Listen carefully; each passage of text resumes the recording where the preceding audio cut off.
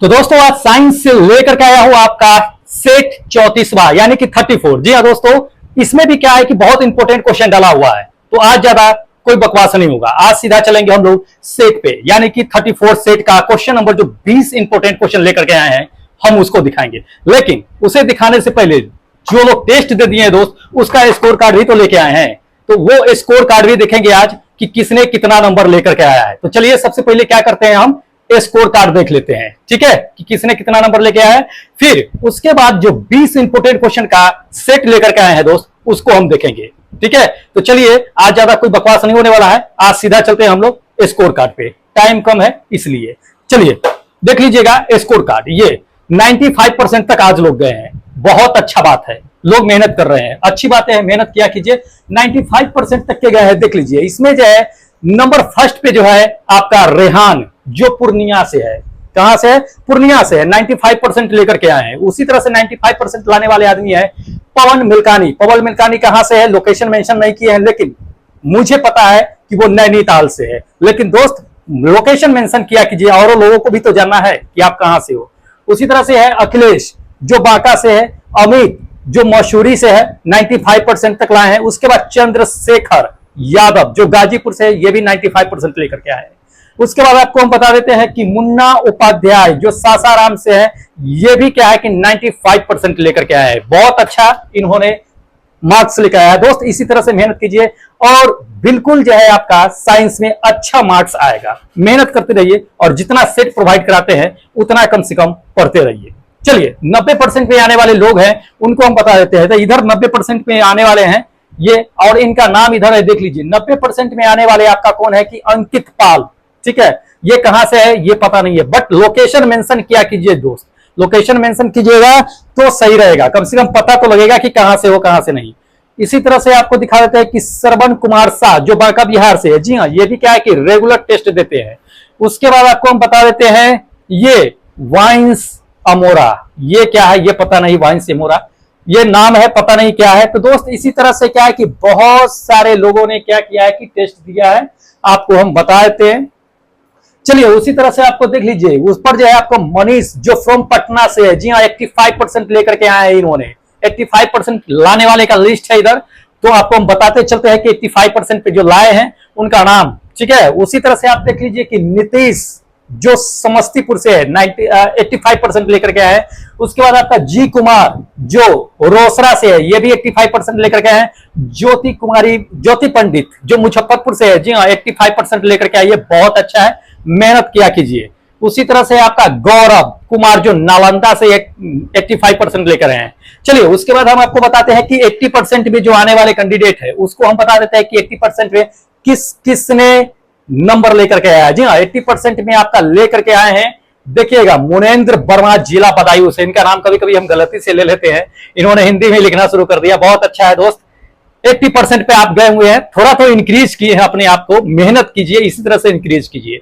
उसके बाद आपको बता देते हैं कि संजू कपूर, जो पटना से है, ठीक है, संजू कपूर जो पटना से है। इसी तरह से क्या है कि बहुत सारे लोगों ने टेस्ट दिया है, आज तो बवाल मचा के रखे हुए हैं सब। चलिए देख लीजिए, ऊपर जो है दीपू, जो नवादा से 80% पे शामिल है। चंद्रशेखर, ये भी क्या है आपका जो है चंद्रशेखर 80% पे ये भी है, ठीक है, बहुत अच्छा मार्क्स ये लोग लेके आए हैं। आरा से कौन दे रहा है ये पता नहीं है, नाम देते नहीं है, आरा सीधा लिख देते हैं। भाई गोला का नाम मेंशन कर दो, अपना नाम कौन मेंशन करेगा, गोला का तो नाम मेंशन हो ही गया है, अपना भी नाम मेंशन किया करो आप। चलिए उसके बाद आपको बता दें कि जनार्दन कुमार, जो आपका 75% पे है, जनार्दन 75% पे है। उसके बाद अमित यादव, ठीक है, अमित यादव ये भी 75% पे है। उसी तरह से आपका जो है राम लखन पंडित, ठीक है, ये राम लखन पंडित कहां से है मुझे पता है, लेकिन औरों को पता न हो शायद। आपको बताते हैं कि राम लखन पंडित झारखंड से हैं। ये लोकेशन मेंशन नहीं किए, एक बार साथ मेंशन किए थे मुझे याद है। तो दोस्त लोकेशन कम से कम मेंशन किया कीजिए। उसी तरह से प्रिया समस्तीपुर, ये बहुत अच्छी है, ये हमेशा इसी तरह से लोकेशन मेंशन करती है, प्रिया ब्रैकेट में समस्तीपुर, बहुत अच्छा है। इसी तरह से मतलब एक फिक्स बना दीजिए कि हाँ, इस चीज से देख करके पता लगे कि हाँ ये आदमी है, रेगुलर देने वाला टेस्ट है।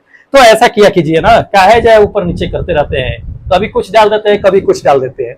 उसी तरह से आपको है अजीत कुमार, जो सिवान से है, ये भी क्या है कि आपका 75% में शामिल है। उसके बाद आपको बता देते हैं गौतम जो सुल्तानगंज से है, ये भी 75% पे है। ठीक है, ज्योति कुमारी, उसके बाद नहीं, गौतम जो है सुल्तानपुर, ये तो बता ही दिए गौतम सुल्तानपुर से है, जो आपको बता दिए हैं कि ये 75% पे है। ठीक है, उसी तरह से ज्योति कुमारी है, ये लोकेशन मेंशन नहीं की है कि कहां से है। ज्योति, अगले बार से अगर टेस्ट दें आप तो प्लीज लोकेशन जरूर मेंशन कीजिए, सबको लगे कि कम से कम कहां से हो कहां से नहीं हो। तो इन्होंने भी क्या किया है कि ये आपका 70% मार्क्स लेकर के आए हैं। उसी तरह से महिमा सागर, ये पटना से है, ये भी हमेशा टॉप पे रहा करती है। अब पता नहीं ये कुछ टेस्टों से पीछे रह रही है, शायद इनका पढ़ाई जो लगता है मुझे वीक हो गया है या मेहनत कम कर दिए हैं शायद, पता नहीं। 70% पे ये भी लटकी हुई है। ठीक है, उसी तरह से आपको बताते हैं कि श्याम, ठीक है, जो कहां से है, बुलंदशहर से, यानी यूपी से। हमेशा BSR करके लिखते थे, हमें पता नहीं था कि BSR कहां होता है। इन्हें हमने कहा है तो इन्होंने पूरा नाम लिख दिया कि बुलंदशहर, यूपी में पड़ता है जी, बहुत फेमस जगह है बुलंदशहर से। 70% पे लेके आए हैं। हरिकिशन, जो हरिकिशन, ये भी 70% पे लेकर के आए हैं। तो दोस्त इतने बहुत सारे लोग हैं। ठीक है, तो मैं किन किन का नाम बताऊं, बहुत सारे लोगों ने टेस्ट अब की बार दिया है, बहुत अच्छी बात है। इसी तरह से क्या कीजिए कि टेस्ट दिया कीजिए, अच्छा है। उसका बाद रघुनाथ जो कन्नौज से है, रघुनाथ जो कन्नौज से है, देख लीजिए जो 65% लेकर के आए हैं। ठीक है, उसी तरह से आपको बता देते हैं कन्हैया कुमार जो 65% लेकर के आए हैं, ये भी कन्हैया कुमार। विकास कुमार जो गया से है, कहा 65% ये भी लेकर के आए हैं। उसके बाद ये आपको बताते हैं कि दामोदर साहू जो धनवंतरी यानी कि CG, ये पता नहीं कहां से है, ये भी क्या है कि 65% लेकर के आए हैं। तो इसी तरह से बहुत सारे लोग हैं, बहुत अच्छी बात है कि मॉक टेस्ट देते हैं। दिया कीजिए, बहुत लोगों ने अब की बार जो है इसमें भाग लिया है, बहुतों का अच्छा मार्क्स भी आया है इसमें। ठीक है, तो दोस्त क्या कीजिए कि अगर आप भी चाहते हैं कि मॉक टेस्ट यानी कि ये टेस्ट दे, तो दोस्त बिल्कुल निःशुल्क और फ्री में टेस्ट दिया जाता है, इसका 1 रुपया नहीं लगता है। आप टेस्ट दे करके अपने आप को जांच सकते हैं, परख सकते हैं कि आपकी काबिलियत साइंस में कितना है, कितना तक पहुंच सकते हैं। क्योंकि साइंस अगर स्ट्रांग होगा तभी आप टेक्नीशियन ग्रेड 3 में रिजल्ट गिरा पाइएगा। इसलिए दोस्त तैयारी हम करवा रहे हैं साइंस का, 40 में 40 मार्क्स दिवाने की जिम्मेदारी लेकर के हम आए हैं इस प्लेटफॉर्म पे। इसलिए दोस्त मेहनत कीजिए, अगर साइंस स्ट्रांग होगा जॉब ऐसे होगा, कोई नहीं रोकेगा। इसलिए मेहनत कीजिए, मैं तो यही कहूंगा। और LP का जैसे वैकेंसी इंक्रीज किया है दोस्त, हो सकता है मे बी बहुत 80 से 90% चांस है टेक्नीशियन की वैकेंसी भी इंक्रीज होगी। देख लीजिएगा, नोटिस आने दीजिए, मे बी हो सकता है चांस कि आपके एग्जाम से पहले नोटिस आ जाएगा कि हाँ टेक्नीशियन का भी क्या है कि सीट इंक्रीज कर दिया गया। इसलिए दोस्त मेहनत चौगुना कर दीजिए, एकदम जी जान लगा दीजिए। अब की बार पूरा एकदम टेक्नीशियन पार। चलिए हम चलते हैं, ज्यादा बकवास नहीं करेंगे। जो लोगों का नाम नहीं लिए हैं उनको मैं बता देता हूं कि दोस्त जिन लोगों का नाम नहीं लिए हैं, क्योंकि बहुत सारे लोगों ने टेस्ट दिया है, आप टेलीग्राम ज्वाइन कर लीजिएगा, उस पर स्कोर कार्ड दे देंगे, स्कोर कार्ड पे अपना देख लीजिएगा कितने नंबर पे है कितने नंबर पे नहीं, उसी हिसाब से मेहनत कीजिएगा। फिर नेक्स्ट टाइम कोशिश कीजिएगा ऊपर आने का, हम भी कोशिश करेंगे आपका नाम इसमें लेने का, टॉप में आने का कोशिश कीजिए, मेहनत कीजिए। वैसे अब की बार बहुत लोगों ने मेहनत भी किया है। तो चलिए अब चलते हैं, ज्यादा देरी नहीं करते हैं, वक्त कम है, सिलेबस ज्यादा है, पढ़ना बहुत जरूरी है। इसलिए चलिए शुरू करते हैं। हम जो 20 क्वेश्चन लेकर आए हैं उसका क्वेश्चन नंबर फर्स्ट देखिएगा, साइंस से है दोस्त। तो ये क्वेश्चन नंबर 20 का पहला क्वेश्चन है जो सेट 34वां का है। अब एक सेट और बचा हुआ है, 35 सेट ला करके बायोलॉजी द एंड हो जाएगा, यानी कल जो वीडियो आएगी उसके बाद बायोलॉजी द एंड हो जाएगी। केमिस्ट्री का सेट चलेगा चैप्टर वाइज, ध्यान रखिएगा। चैप्टर वाइज खत्म करने के बाद बस उसमें भी 30-32 सेट बनेंगे मे भी केमिस्ट्री के। तो 1 महीना मान के चलिए, अभी टाइम है बहुत एग्जाम का, उसके बाद तो मेरे पास बहुत सारा मटेरियल है, गर्दा छोड़ा देंगे मिलके। चलिए तो इसमें जो है देख लीजिएगा, क्वेश्चन दे दिया है, इसमें इंपॉर्टेंट है, NTPC में पूछा गया है और ध्यान में रखना इसे कि बांस में फूल आने का डैश का कारण बनता है, किसका कारण बनता है अगर बांस में फूल आता है तो। जी हाँ, क्वेश्चन पूछा गया है और इंपॉर्टेंट है, मायने रखता है। तो ध्यान रखिएगा कि बांस में अगर फूल आता है तो पहले तो समझ लीजिए इस चीज को कि बांस में फूल कब आता है, जब बांस का क्या होता है कि लास्ट स्टेज होता है, बांस जब बहुत ओल्ड हो जाता है उस कंडीशन में क्या होता है कि बांस में फूल आता है। अब फूल आने के बाद जब बांस फूल देती है उसके बाद स्वतः हो जाए वो अपने आप जो है उसके बाद जो है डेड हो जाती है बांस। जिस बांस में फूल आ जाए उसके बाद वह बांस जीवित नहीं रहती है, बांस डेड हो जाती है। तो आखिरी वक्त ये प्रदर्शित करता है। उसका बीज जो होता है, आपको बता देते हैं, बांस का बीज वो गेहूं या चावल के दाने के समान होता है। जब उसमें बीज आता है तो उसका कारण क्या बनता है पता है आपको? ये कारण बनता है, ये 4th नंबर, कि चूहों की आबादी में वृद्धि हो जाती है। क्योंकि बांस के बीज को खाने के लिए चूहे आ जाते हैं, उनको लगता है कि यहाँ पे अनाज है और वो उसको खाने के लिए आ जाते हैं। उसकी आबादी वहां पे क्या होता है कि प्रजनन के माध्यम से जो है वृद्धि ज्यादा करने लगते हैं। तो ये चीजें होती है, इसको ध्यान में रखिएगा, इसलिए 4th नंबर मेरा ऑप्शन करेक्ट होगा।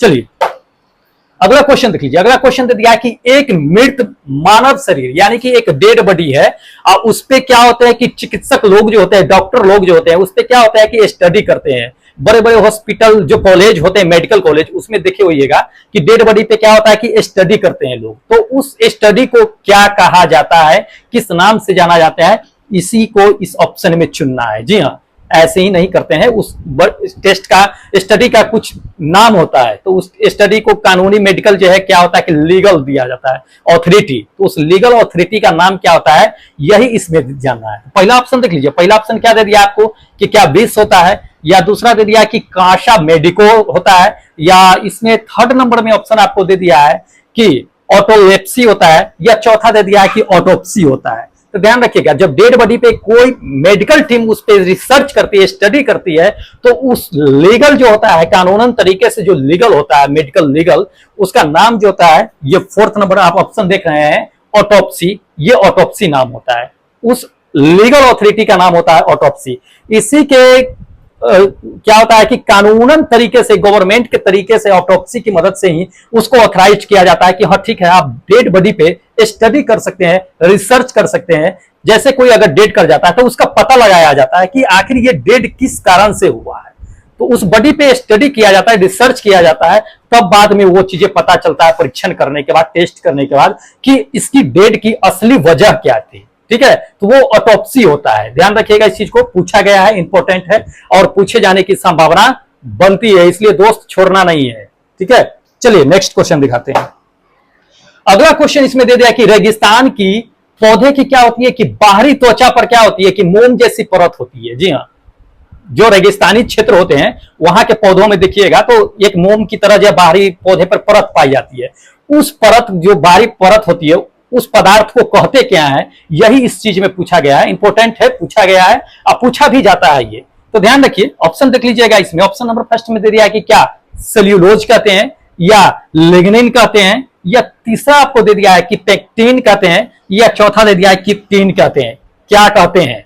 जो रेगिस्तानी पौधे होते हैं उसके बाहरी परत पे चिपचिपा सा मोम जैसा पदार्थ होता है, उसको दोस्त कहते हैं किप्टीन कहते हैं। ये 4th नंबर मेरा ऑप्शन करेक्ट होगा। किप्टीन के नाम से जानते हैं, लस्से जैसा होता है, ठीक है, तो उसे किप्टीन के नाम से जानते हैं। ये एक अवशिष्ट पदार्थ ही होता है पौधे का, कहिए तो एक तरह से। ठीक है, चलिए अगला क्वेश्चन देख लीजिए। अगला क्वेश्चन इसमें दे दिया है आपको कि खारे पानी में, जो खारा पानी होता है उसमें पैदा होने वाले पौधे क्या कहलाते हैं। जी हाँ, नमकीन पानी में अगर कोई पौधा जन्म लेता है या नमकीन पानी में जो पौधे रहते हैं उस पौधे को किस कैटेगरी में रखा गया है, उसे किस क्या कहा जाता है, ये बताना है। तो ऑप्शन देख लीजिए। ऑप्शन नंबर पहला दे दिया है आपको कि क्या हाइड्रोफाइटा कहते हैं, या दूसरा हेलोफाइटा कहते हैं, या तीसरा माइक्रोफाइटा कहते हैं, या चौथा आपको दे दिया है कि जीरोफाइटा कहते हैं। क्या कहते हैं? तो ध्यान रखिएगा, जो नमकीन पानी में पौधे उगते हैं वो आते हैं हेलोफाइटा के अंतर्गत। किसके अंतर्गत? हाइलोफाइटा के अंतर्गत। ये सेकंड नंबर मेरा ऑप्शन होगा। तो ध्यान रखिएगा, हाइलोफाइटा के अंतर्गत जितने भी पौधे आते हैं वो सभी पौधे नमकीन पानी में उगने वाले होते हैं, यानी कि लवण युक्त जल जो होते हैं उसमें। जैसे कि आप डेड सी चले जाइए, मृत सागर, उसमें भी ये पौधे पाए जाते हैं। तो उसमें जो है साल्ट मार्स घास नाम का पौधा पाया जाता है, साल्ट मार्स घास। ठीक है, तो वो क्या होते हैं कि ये नमकीन पानी में उगने वाले होते हैं, जो हेलोफाइटा के अंतर्गत आता है। तो ध्यान रखना है इस चीज को, इंपॉर्टेंट है, पूछा भी जा सकता है। चलिए अगला क्वेश्चन दिखाते हैं। अगला क्वेश्चन इसमें दे दिया कि डैश एक मोनोकॉट है। जी हाँ, मोनोकॉट है। मोनोकॉट का मतलब क्या? एक बीजपत्री। तो ये इसमें कौन सा है ये एक मोनोकॉट, ये ऑप्शन में बताना है। ये तो पहला ऑप्शन देख लीजिए। पहला ऑप्शन दे दिया है कि फर्न है, या दूसरा आपको दे दिया है कि स्पाइरो गायरा है, या तीसरा आपको दे दिया है इसमें कि नहीं आइपोमेरिया है, या चौथा दे दिया है कि पैफियोपेडियल है, पैफोपेडियल है, क्या है? तो ध्यान रखिएगा, मोनोकॉट जो होता है दोस्त वो पैफीपोडियो होता है। ये फोर्थ नंबर मेरा ऑप्शन होगा, पैफीपोडियो। ठीक है, तो पैफीपोडियल जो होता है वो क्या होता है कि आपको मोनोकॉट में आता है। अब समझ लीजिए कि ये मोनोकॉट जो होता है, आपको हम बता दें कि एक बीजपत्री कहिए एक तरह से, तो ये हिमालय या असम वाले क्षेत्र जो होते हैं वहां पे 1300 से लेकर के 2200 की ऊंचाई पे पाया जाता है। और ज्यादातर ये जो होता है क्या होता है कि नदी के किनारे और नमी वाले भूमि पे पाया जाता है। तो ध्यान रखिएगा, इसको हम बता देते हैं, जैसे कि ये देख लीजिए, ये क्या है कि एक बीजपत्री होता है। ठीक है, मोनोकॉट जो होता है सो यही जो है आपका पैफियोपेडियल होता है, पेडियम होता है। ठीक है, एक बीजपत्री। ये इसका आकार देख लीजिए, इसका आकार कैसा लग रहा है? तो इसका आकार जो है एक लेडी स्लीपर जो होता है ना उसके जैसा लगता है, इसलिए इसे क्या कहा जाता है कि एक लेडी स्लीपर के नाम से भी जाना जाता है। तो ध्यान रखना, इस चीज को पूछा भी जा सकता है, तो ध्यान में रहेगा तभी तो बता पाइएगा। चलिए अगला क्वेश्चन आपको दिखाते हैं। अगला क्वेश्चन इसमें दे दिया है कि निम्नलिखित में से किस पौधे में बीज पैदा करने की क्षमता खो दी है? जी हाँ, इसमें से कौन है जो बीज पैदा करने की जो क्षमता होती है वो खो दी है? पहले हुआ करता था, पहले बीज पैदा करती थी, लेकिन अब क्या हो गया कि धीरे धीरे उसकी क्षमता खत्म हो गई है। तो इसमें से कौन है जो बीज पैदा करता ही नहीं है, क्षमता खत्म हो रखी है? ऑप्शन देख लीजिए, पहला ऑप्शन दे दिया है कि तरबूज, या दूसरा ऑप्शन दे दिया है सरसों, या तीसरा ऑप्शन दे दिया है आम, और चौथा ऑप्शन दे दिया है कि चमेली। तो ध्यान रखिएगा, इस चारों में से चमेली एक ऐसा पौधा है जो अपनी क्षमता, बीज जो पैदा करने की जो क्षमता होती है वो धीरे धीरे खो चुकी है। ठीक है, इसलिए ये क्या है कि फोर्थ नंबर मेरा ऑप्शन करेक्ट है। तो ध्यान में रखना है इसे। चलिए अगला क्वेश्चन दिखाते हैं आपको। अगला क्वेश्चन इसमें दे दिया है कि पाचन के अंत में जारी जो ऊर्जा होती है वो कौन सा रूप होता है उसका? जी हाँ, जब हमारे अंदर शरीर के अंदर खाना खाते हैं, डाइजेस्टिंग होता है, डाइजेस्टिंग के बाद जो है हमें एनर्जी मिलती है, वो एनर्जी किस रूप में मिलती है ये बताना है।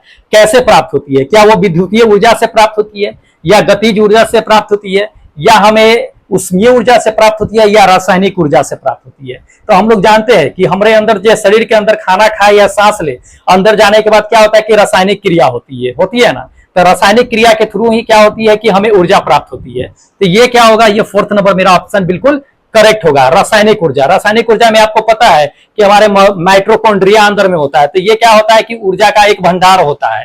तो उसी के अंदर क्या होता है कि रासायनिक क्रिया होता है, उस माइटोकॉन्ड्रिया में एटीपी के रूप में क्या होता है कि ऊर्जा इकट्ठा होता है, हमें एनर्जी प्रदान होती है। तो उसमें क्या होती है? रासायनिक क्रियाएं होती है। तो ध्यान रखिएगा इस चीज को, इसलिए ये फोर्थ नंबर मेरा ऑप्शन करेक्ट है। चलिए अगला क्वेश्चन देख लीजिए। अगला क्वेश्चन इसमें दे दिया है कि डैश एक कॉर्क सेल में मौजूद एक रसायन है जो गैस और पानी को क्या करता है कि प्रवेश होने से रोकता है। जी हाँ, कौन है कॉर्क में सेल मौजूद जो क्या करता है? गैस और पानी के जो प्रवेश को रोकने का काम करता है, बताना है ये। जी हाँ, कॉर्क में। तो ये पहला ऑप्शन देख लीजिए, आपको दे दिया है क्यूटीन, दूसरा आपको दे दिया है कि सेफ्रेनिन, और तीसरा आप दे दिया है आपको कि काइटिन, और चौथा दे दिया है कि सुबेरिन। तो ध्यान रखिएगा, इसमें जो होगा जो गैस को और पानी को प्रवेश होने से रोकता है, ये फोर्थ नंबर मेरा ऑप्शन करेक्ट होगा, सुब्रीन होगा। ठीक है, सुब्रीन क्या होता है कि कॉर्क सेल में एक मौजूद एक तरह का केमिकल होता है, ठीक है, रसायन होता है जो क्या करता है कि गैस और पानी को प्रवेश होने से रोकता है। ठीक है, तो ये सुब्रीन जो होता है, सुबेरिन, वो क्या होता है कि फेलम परत पे पाया जाता है। ठीक है, जो सबसे परत के बाहरी परत पे होता है, न गैस को आने जाता है न पानी को आने देता है। तो वो हमेशा क्या करता है कि उसे रोक करके रखता है। तो इसको ध्यान में रखना है, पूछा जा सकता है, पूछा हुआ क्वेश्चन है इसलिए इंपॉर्टेंट है।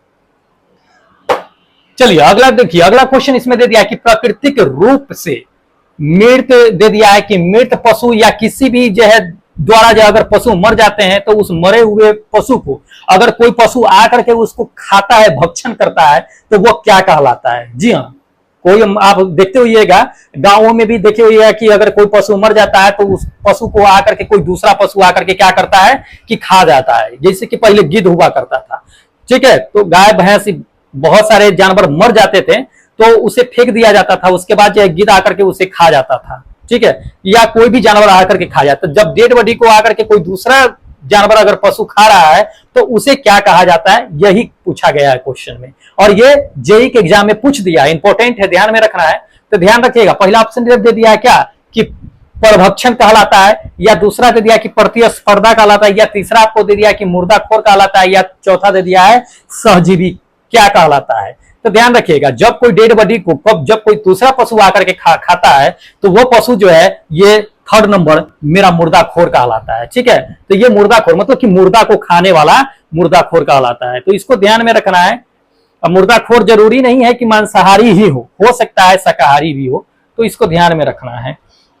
ठीक है, कि मान लीजिए कि पेड़ पौधे भी तो डेड हो जाते हैं, तो उसे भी तो कोई आकर के खा जाते हैं, तो पेड़ पौधे की जो खाने वाले होंगे उसे तो वो तो शाकाहारी कहलाएंगे। तो इस तरह से ध्यान में रखिएगा इसे।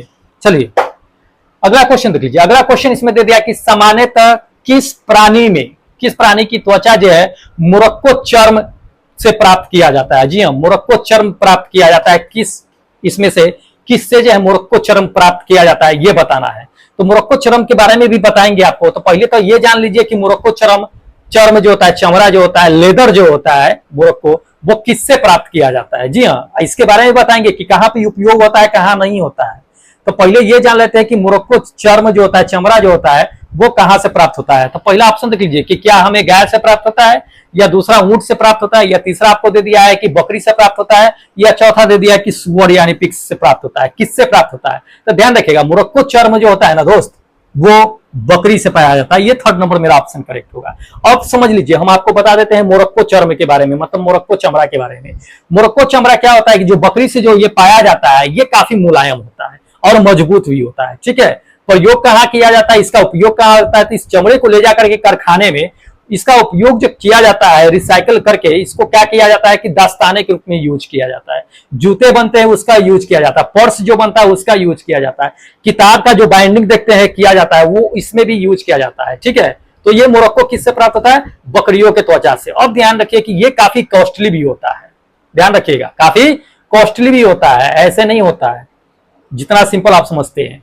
ये किस तरह के बकरी के नस्ल होते हैं, तो ध्यान रखिएगा, ये सोकोट रेड नस्ल के बकरी होते हैं, जो काफी कॉस्टली इसके कीमती चमड़े बिकते हैं। तो इसको ध्यान में रखना है, पूछा जा सकता है। चलिए अगला क्वेश्चन दिखाते हैं। अगला क्वेश्चन इसमें दे दिया है कि पौधे का लाल रोग जो होता है, ठीक है, विगलन किससे प्रभावित करता है, किससे प्रभावित करता है, पौधे का लाल रोग किसे प्रभावित करता है, किसमें मतलब होता है ये लाल रोग। जी हाँ, पूछा जाता है, ये क्वेश्चन इंपॉर्टेंट है।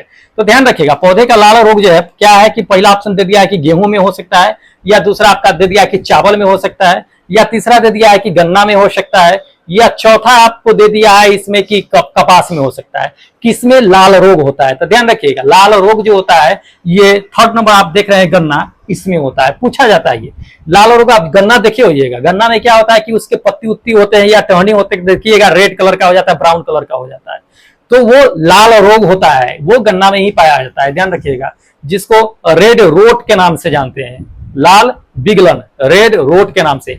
इसमें आपको हम बता ही दिए हैं कि पत्ती और उसके पौधे जो होते हैं वो धारियां उस पर क्या होती है कि लाल लाल हो जाती है। अब इसके रोपने का उपाय क्या है, तो ध्यान रखिएगा, जब इस लाल वाले पौधे को क्या होता है कि काट करके ही रोप दिया जाता है, तो जन्म से ही ऐसा उग जाता है और जन्म से ही यह रोगग्रस्त हो जाता है। इसलिए गन्ने की खेती को अगर इससे छुटकारा पाना है तो हमें स्वस्थ पौधे का चयन किया जाता है, स्वस्थ पौधे चुना जाता है और उसको जो है क्या किया जाता है कि रोपण किया जाता है, तब जाकर के स्वस्थ उगता है और फिर उस रोग से छुटकारा मिलता है। तो जब भी गन्ने की खेती करें तो इस बात को हमेशा ध्यान में रखें कि वो लाल वाला पौधा ना रोपे, ना तो ये लाल रोग जो है विगलन जो होता है रेड रोट, वो उत्पन्न हो जाएगा, फिर समस्या होगी। वो जब खाइएगा तो वो क्या होगा, तीता तीता सा लगता है, गठरी सा हो जाता है वो, तो उसको ध्यान में रखना है, स्वस्थ पौधे चुनना है। चलिए अगला क्वेश्चन देखिए। अगला क्वेश्चन इसमें दे दिया है कि निम्नलिखित में से दे दिया है कि निम्नलिखित गैसों में से, अच्छा निम्नलिखित गैसों में से कौन सी जो है बायोगैस संयंत्र नहीं है, ये बताना है। कौन सा बायोगैस का संयंत्र नहीं है, मतलब बायोगैस जब उत्पन्न होती है तो इनमें से कौन सा गैस जो है मौजूद नहीं होता है, ये बताना है। तो ध्यान रखिएगा, पहला ऑप्शन क्या दे दिया है कि H2S हाइड्रोजन सल्फेट दे दिया है, दूसरा आपको दे दिया है कि CO मतलब मोनोऑक्साइड गैस दे दिया है, तीसरा आपको दे दिया है कार्बन डाइऑक्साइड और चौथा दे दिया है कि मेथेन तो होगा ही, मेथेन में कार्बन डाइऑक्साइड भी होता है, कार्बन मोनोऑक्साइड भी होता है, ये नहीं होता है, H2S नहीं होता है। हाइड्रोजन सल्फेट नहीं होता है ये बायोगैस संयंत्र में। तो ध्यान रखिएगा, ये फर्स्ट नंबर मेरा ऑप्शन क्या होगा कि बिल्कुल करेक्ट होगा। अब ये समझ लीजिए कि मेथेन गैस जो होता है, उस बायोगैस में जो मेथेन होता है उसकी मात्रा सबसे ज्यादा होती है। कितनी होती है? तो 55 से 75% तक की आपका मीथेन गैस ही होती है, क्योंकि जानते हैं सड़े गले चीजों से क्या होता है कि बायोगैस निकलता है, और सड़े गले चीजों में ही क्या होता है कि बायोगैस की मात्रा सबसे ज्यादा मीथेन की होती है। कार्बन डाइऑक्साइड की उसके बाद आती है 25 से 50% तक की होती है। बाकी उसके बाद जो गैस नाइट्रोजन हाइड्रोजन जो बचता है वो आ जाता है। तो इसको ध्यान में रखना है। कार्बन मोनोऑक्साइड गैस तो जो है क्या है कि उत्पन्न होता ही नहीं है। तो ये चीजें है ध्यान में रखना है। चलिए अगला क्वेश्चन दिखाते हैं। अगला क्वेश्चन इसमें दे दिया है कि अपच दे दिया ना, अपच का इलाज कराने के लिए निम्नलिखित में से किस प्रकार के दवा का उपयोग करते हैं। जी हाँ, अगर अपचत हो गया आपको तो इसमें से किस प्रकार के दवा का क्या करेंगे कि उपयोग करेंगे। ठीक है, इनडाइजेस्टिंग हो जाता है तो इसमें ध्यान रखिएगा, अगर आप खाना खा रहे हैं अगर पच नहीं रहा है तो उसके लिए हम जो है कौन से दवा का उपयोग करते हैं, मतलब क्या दे दिया है, ये इलाज किया जाता है। ये तो ध्यान रखिएगा, अपना भोजन को पचाने में कौन काम करता है? एसिड काम करता है। तो एसिड आपके शरीर में नहीं बन रहा है तो एसिड बनने के लिए क्या होता है कि एंटासिड दिया जाता है। ठीक है, तो ये फोर्थ नंबर मेरा ऑप्शन क्या है कि एंटासिड जो होगा क्या होगा कि ऑप्शन होगा करेक्ट। ठीक है, तो इसको ध्यान में रखना है। एंटासिड को अमाशय में क्या होता है कि जब घाव हो जाता है तो वो क्या होता है कि हाइड्रोक्लोरिक अम्ल जो है पचाने वाला जो है रिलीज कम करना शुरू कर देता है। तो एंटासिड खाने से क्या होता है कि वो रिलीज करना शुरू कर देता है। ठीक है, तो ये पूछा गया है, ध्यान रखिएगा। चलिए अगला क्वेश्चन दिखाते हैं। अगला क्वेश्चन इसमें दे दिया है कि पौधे में वे कार्बोहाइड्रेट जिन्हें तुरंत उपयोग नहीं किया जाता है, ठीक है, तुरंत उपयोग नहीं किया जाता है, तो उन्हें निम्नलिखित में से किस रूप में संग्रहित किया जाता है। जी हाँ, तो ध्यान रखिएगा, कार्बोहाइड्रेट को हम तुरंत उपयोग नहीं करते हैं तो उसको किस रूप में क्या करते हैं कि संग्रहित करके रखते हैं। तो ध्यान रखिएगा, उसे जो है दोस्त ये सेकेंड नंबर स्टार्च के रूप में क्या करते हैं कि संग्रहित करके रखते हैं। तो ये ध्यान में रखिएगा, स्टार्च कार्बोहाइड्रेट को तुरंत अगर उपयोग नहीं हो रहा है तो स्टार्च के रूप में क्या होता है कि उसे संग्रहित करके रखते हैं। ये स्टार्च जो होता है ध्यान रखिएगा ज्यादातर पादप में पाया जाता है, जो पेड़ पौधे होते हैं उसमें पाया जाता है। चलिए अगला क्वेश्चन देखिए। अगला क्वेश्चन इसमें दे दिया है कि पेड़ की आयु निर्धारित करने के लिए, जी हाँ बहुत इंपॉर्टेंट क्वेश्चन है, कई बार पूछा भी गया है। देख लीजिए, पेड़ की आयु अगर आपको निर्धारित करना है तो कैसे निर्धारित करेंगे, कैसे पता करेंगे कि जो वृक्ष है वो कितने सालों की है कितने साल की नहीं है। तो ध्यान रखिएगा, किसी भी वृक्ष का अगर आपको आयु पता करना है तो वृक्ष को जब काटिएगा तो उसका वलय होता है, गोलाकार होता है, उस पर जो है गोल गोल जो राउंड होता है उसको काउंट करके आप पता कर सकते हैं कि वो कितने साल की है कितने साल के नहीं है। तो ये सेकेंड नंबर मेरा ऑप्शन क्या होगा कि करेक्ट होगा। ठीक है, तो ध्यान रखिएगा, ये वलय होता है पेड़ पौधे का, इस वलय को ही आप क्या कीजिएगा कि काउंट कीजिएगा। यहाँ देखिए रेखा बना हुआ है ना राउंड राउंड, तो ये राउंड वाला रेखा काउंट करके ही क्या किया जाता है कि बताया जाता है कि पेड़ कितने साल का है। जितना साल का होता है उतना ये वलयकार जो है क्या होता है कि संख्या राउंड बन जाता है। इसी से हम क्या करते हैं कि पेड़ पौधे की आयु की गणना कर लेते हैं। तो इसको ध्यान में रखना है। चलिए अगला क्वेश्चन देख लीजिए। अगला क्वेश्चन दे दिया है इसमें दोस्त, इंपोर्टेंट है, ध्यान रखिए, एएलपी और टेक्नीशियन के एग्जाम में पूछा जा चुका है। ये क्वेश्चन क्या पूछा गया है, तो निम्नलिखित में से किसका उपयोग जो है आप सिरका तैयार करने में करते हैं। ठीक है, सिरका को तैयार करने में किसका उपयोग करते हैं। तो ध्यान रखिएगा, पहला ऑप्शन क्या दे दिया है आपको कि मेथनॉल दे दिया। क्या मेथनॉल का यूज करते हैं, या एथेनोइक एसिड का करते हैं, या एथेनॉल का करते हैं, या चौथा आपको दे दिया है कि एसिटिक एसिड का करते हैं। तो सिरका अगर दोस्त अगर हमें तैयार करना है तो ध्यान रखिएगा, सिरका को तैयार करने के लिए एसिटिक एसिड का यूज किया जाता है। किसका, एसिटिक एसिड का। ये फोर्थ नंबर मेरा ऑप्शन करेक्ट होगा।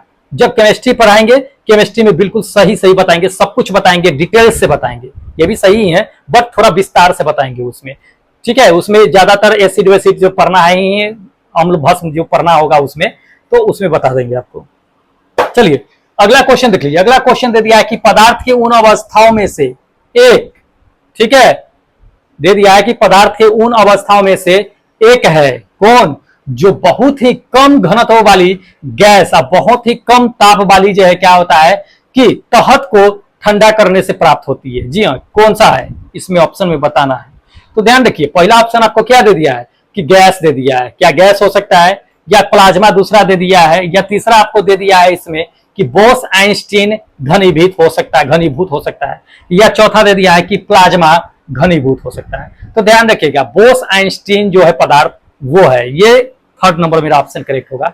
बोस आइंस्टीन अवस्था, ये क्या होता है कि अत्यंत जो है तापमान को ठंडा करने से प्राप्त होता है, ध्यान रखिएगा।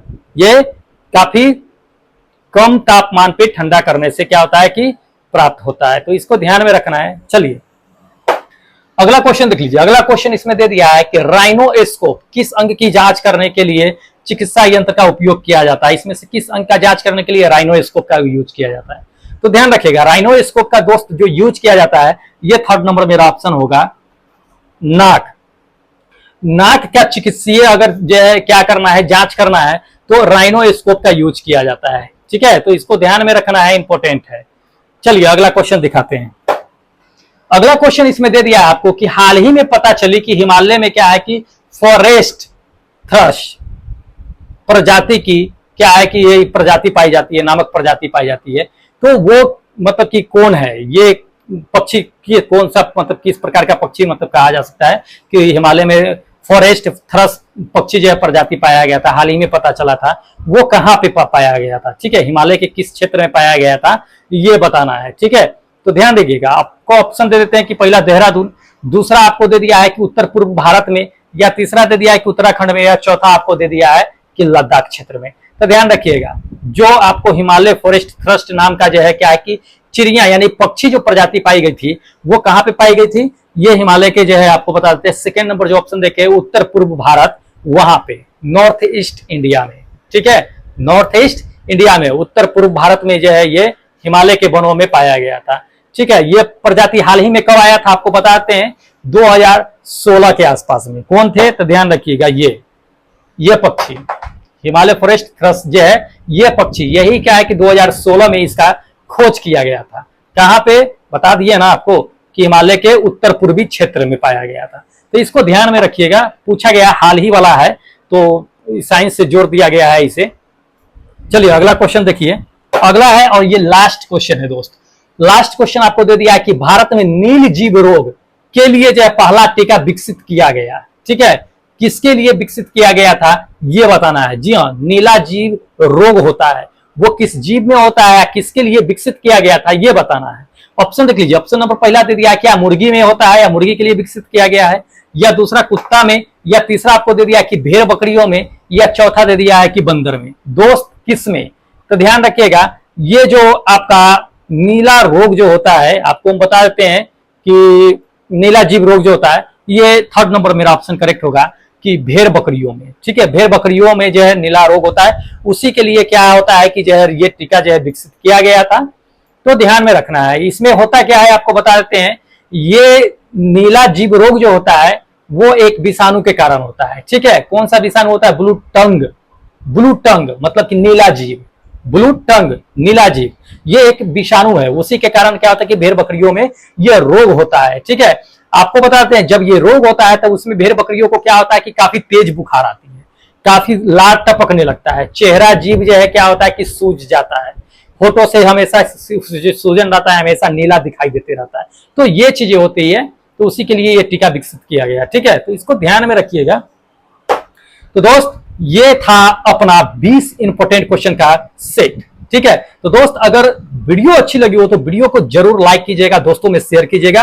और जो लोग अभी तक चैनल सब्सक्राइब नहीं किया, सीरियसली अगर तैयारी कर रहे हैं टेक्नीशियन ग्रेड 3 के लिए, तो दोस्त सच में चैनल सब्सक्राइब कर लीजिए, क्योंकि बहुत बेनिफिशियल होने वाला है आपके लिए। ध्यान रखिएगा, ये आगे काम देगा आपको, क्योंकि फिजिक्स में 40 सेट दे दिए हैं, ये 35वां सेट कल हो जाएगा। बायो का खत्म, 75 सेट ऐसे हो गया। केमिस्ट्री का 30 सेट आ जाएगा, मतलब 100 सेट में आपका पूरा टेक्नीशियन ग्रेड 3 कंप्लीट। और उसके बाद पढ़ते रहिए आराम से, ठीक है। उसके बाद उसके बाद हम एक नए जोश के साथ, एक नए तरीके के साथ क्या आएंगे, सेट को लेकर के आएंगे, वो भी काफी इंपॉर्टेंट होगा। बहुत है मेरे पास मटेरियल, बने रहिएगा तभी तो मिल पाएगा। चलिए, जो लोग चैनल सब्सक्राइब नहीं किए दोस्त कर लीजिए। पीडीएफ लेना है तो टेलीग्राम का लिंक नीचे दिया हुआ है, टेलीग्राम ज्वाइन कर लीजिए। और जो लोग टेस्ट देना चाह रहे हैं बिल्कुल निःशुल्क और फ्री में हो रहा है, तो दोस्त लिंक डिस्क्रिप्शन बॉक्स में जाकर के टेस्ट दे लीजिए, ठीक है। चलिए फिर मिलते हैं एक नए वीडियो के साथ, तब तक जय हिंद दोस्तों।